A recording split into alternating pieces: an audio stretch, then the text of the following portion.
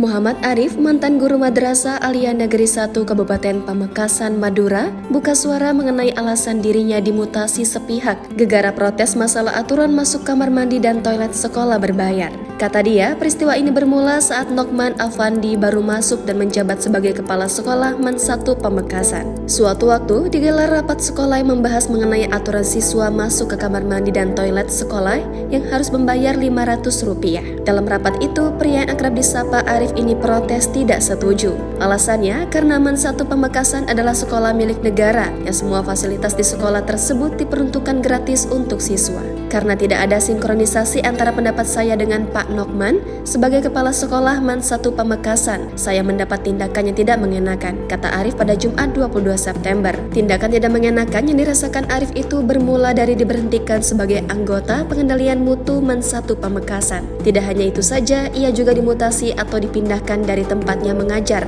ke MA Miftahus Sudur, Kecamatan Propo, Pamekasan. Arif mengaku dibuat rugi atas pemindahan tempat mengajar yang sepihak ini. Apalagi di usianya yang sudah di atas 50 tahun ini tidak bisa terlalu jauh mengendarai motor. Sementara itu, usai kisah dimutasinya Arif viral di sosial media, Kepala Sekolah Madrasah Alia Negeri 1 Pamekasan, Nokman Afandi pun juga buka suara. Pria yang akrab disapa Nokman ini menceritakan aturan masuk kamar mandi dan toilet berbayar Rp500 di MAN 1 Pamekasan hanya berjalan sekitar 2 pekan di tahun 2018. Alasan sekolah memberlakukan aturan tersebut karena toilet siswa terlihat jorok dan kotor, sehingga MAN 1 Pamekasan memberikan alternatif memasang tarif masuk ke kamar mandi dan toilet berbayar Rp500. Tujuan sekolah ingin memberikan kesadaran kepada siswa lewat pendidikan karakter, kata Nokman pada Jumat 22 September. Pengamatan Nokman saat dirinya baru menjabat sebagai kepala sekolah MAN 1 Pamekasan, kebersihan toilet sekolah saat itu kurang begitu diperhatikan dan dijaga siswa.